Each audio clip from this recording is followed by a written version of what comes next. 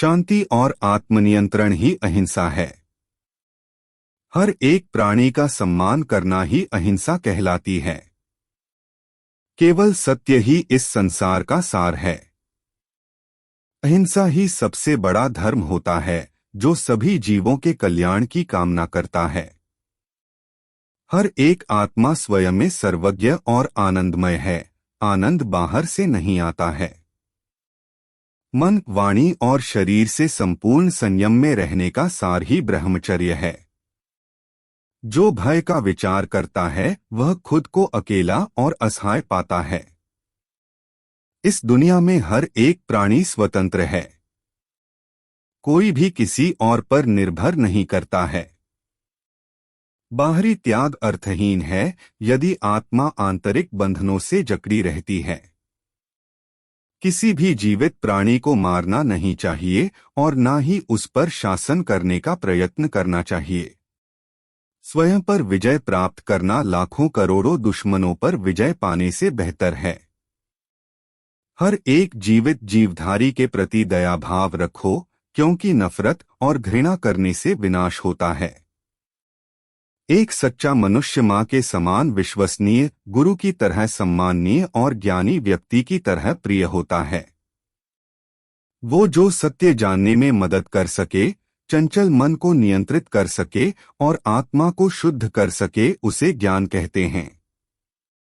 साधक ऐसे शब्द बोलता है जो नपेतुले हों और सभी जीवित प्राणियों के लिए लाभकारी हों। सभी अज्ञानी व्यक्ति पीड़ाएं पैदा करते हैं। भ्रमित होने के बाद वे इस अनंत दुनिया में दुखों का उत्पादन और पुनरुत्थान करते हैं। जीतने पर कभी भी गर्व नहीं करना चाहिए और ना ही कभी हारने पर दुख करना चाहिए। केवल वह व्यक्ति जो भय को पार कर चुका है, समता का अनुभव कर सकता है। सत्य के प्रकाश से प्रबुद्ध होकर बुद्धिमान व्यक्ति मृत्यु से ऊपर उठ जाता है। कर्म के पास ना कोई कागज है और ना ही कोई किताब है, फिर भी उसके पास सारे जगत का हिसाब है। जिस प्रकार हर कोई जलती हुई अग्नि से दूर रहता है, उसी प्रकार बुराइयां एक प्रबुद्ध मनुष्य से दूर रहती हैं। खुद से लड़ो, बाहर के शत्रुओं से क्या लड़ना। वह व्यक्ति जो खुद पर विजय प्राप्त कर लेता है, उसे ही आनंद की प्राप्ति होती है। जो जागरूक नहीं है, उसे सभी दिशाओं से डर है। जो सतर्क है, उसे कहीं से कोई भी डर नहीं है।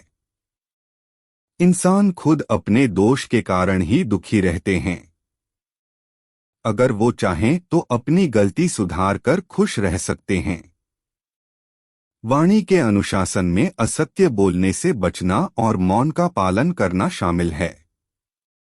सुख दुख, आनंद और कष्ट में हमें हर प्राणी के प्रति वैसी ही भावना रखनी चाहिए जैसे कि हम हमारे प्रति रखते हैं। जिस प्रकार धागे से बंधी सुई खो जाने से सुरक्षित है, उसी प्रकार स्वाध्ययन में लगा व्यक्ति खो नहीं सकता है। अगर आपके मन के अंदर किसी एक के लिए भी बैर है, तो मंदिर जाना आपके लिए सिर्फ एक सैर है। सुखी जीवन जीने के लिए दो बातों को हमेशा याद रखना चाहिए, पहली अपनी मृत्यु और दूसरा भगवान। आपको किसी की चुगली नहीं करनी चाहिए और ना ही आपको छलकपट में लिप्त होना चाहिए। जैसे एक कछुआ अपने पैर शरीर के अंदर वापस ले लेता है, उसी तरह एक वीर अपना मन सभी पापों से हटा स्वयं में लगा लेता है। अगर हमने कभी किसी के लिए अच्छा काम किया है तो उसे भूल जाना चाहिए, और अगर कभी किसी ने हमारा बुरा किया है तो हमें उसे भी भूल जाना चाहिए। ईश्वर का अलग से कोई भी अस्तित्व नहीं है। हर कोई व्यक्ति देवदत्त प्राप्त कर सकता है, अगर वह सही दिशा में सर्वोच्च प्रयास करें तो। किसी आत्मा की सबसे बड़ी गलती अपने असली रूप को ना पहचानना है, और यह सिर्फ खुद को जानकर ही सही की जा सकती है। जन्म का मृत्यु के द्वारा, नौजवानी का बुढ़ापे के द्वारा और भाग्य का दुर्भाग्य के द्वारा स्वागत किया जाता है। इस तरह इस दुनिया में सब कुछ क्षणिक है। एक भिक्षुक को उस पर नाराज नहीं होना चाहिए जो उसके साथ दुर्व्यवहार करता है, अन्यथा वह एक अज्ञानी व्यक्ति की ही तरह होगा। इसलिए उसे क्रोधित नहीं होना चाहिए। एक चोर न तो दया और न ही शर्म महसूस करता है, न ही उसमें कोई अनुशासन और विश्वास होता है। ऐसी कोई बुराई नहीं है जो वो धन के लिए नहीं कर सकता है। किसी भी जीव को नुकसान न पहुंचाएं, गाली ना दें, अत्याचार न करें, उसे दास न बनाएं, उसका अपमान न करें, उसे सताएं अथवा प्रताड़ित न करें तथा उसकी हत्या न करें। सभी जीवों की आत्मा केवल अकेले ही आती है और अकेले ही चली जाती है। उसका न कोई साथ देता है और न ही उसका कोई दोस्त बनता है। किसी भी व्यक्ति के अस्तित्व को मिटाने की अपेक्षा उसे शांति से जीने दो और खुद भी शांति से जीने की कोशिश करो, तभी आपका कल्याण होगा। मुझे समता को प्राप्त करने के लिए अनुराग और द्वेष, अभिमान और विनय, जिज्ञासा, डर, दुख, भोग और घृणा के बंधन का त्याग करने दें। अज्ञानी कर्म का प्रभाव खत्म करने के लिए लाखों जन्म लेता है, जबकि आध्यात्मिक ज्ञान रखने और अनुशासन में रहने वाला व्यक्ति एक क्षण में उसे खत्म कर देता हो। किसी के सिर पर गुच्छेदार या उलझे हुए बाल हो या उसका सिर मुंडा हुआ हो, वह नग्न रहता हो या फटे चिथड़े कपड़े पहनता हो, लेकिन अगर वो झूठ बोलता है तो ये सब व्यर्थ और निष्फल है। आपको तब तक नहीं बोलना चाहिए जब तक कि आपको बोलने के लिए कहा न जाए, क्योंकि तुम्हें दूसरों की बातचीत में व्यवधान नहीं डालना चाहिए। जितना अधिक आप पाते हैं उतना अधिक आप चाहते हैं।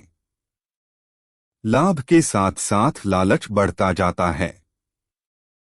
जो 2 ग्राम सोने से पूर्ण किया जा सकता है वो करोड़ों से नहीं किया जा सकता। कीमती वस्तुओं की बात दूर है, एक तिनके के लिए भी लालच करना पाप को जन्म देता है। एक लालच रहित व्यक्ति अगर वो मुकुट भी पहने हुए है तो पाप नहीं कर सकता। जिस तरह से आपको दुख अच्छा नहीं लगता है, उसी तरह दूसरे लोग भी इसे पसंद नहीं करते हैं। आपको दूसरों के साथ वह नहीं करना चाहिए जो आप दूसरे लोगों से अपने साथ नहीं होने देना चाहते। आपकी आत्मा से अलग कोई भी आपका दुश्मन नहीं है। असली दुश्मन आपके अंदर रहते हैं, और वह दुश्मन है आपका लालच, क्रोध, नफरत, आसक्ति और आपका अहंकार। अगर आप लोग मुझसे नहीं डर रहे हो तो कोई बात नहीं, लेकिन आपको अपने कर्मों से जरूर डरना चाहिए, क्योंकि कर्मों ने तो मुझे भी नहीं छोड़ा है। जिस तरह से आग को ईंधन से नहीं बुझाया जा सकता है, उसी तरह कोई भी जीवित प्राणी तीनों लोकों की सारी धन दौलत से संतुष्ट नहीं हो सकता है। जो लोग जीवन के सर्वोच्च उद्देश्य से अनजान हैं, वे व्रत रखने और धार्मिक आचरण के नियम मानने और ब्रह्मचर्य और तप का पालन करने के बावजूद निर्वाण प्राप्त करने में सक्षम नहीं होंगे। एक जीवित शरीर केवल अंगों और मांस का एकीकरण नहीं है, बल्कि यह आत्मा का निवास है, जो संभावित रूप से परिपूर्ण धारणा, संपूर्ण ज्ञान, परिपूर्ण शक्ति और परिपूर्ण आनंद है। एक आदमी जलते हुए जंगल के बीच में एक ऊंचे पेड़ पर बैठा है।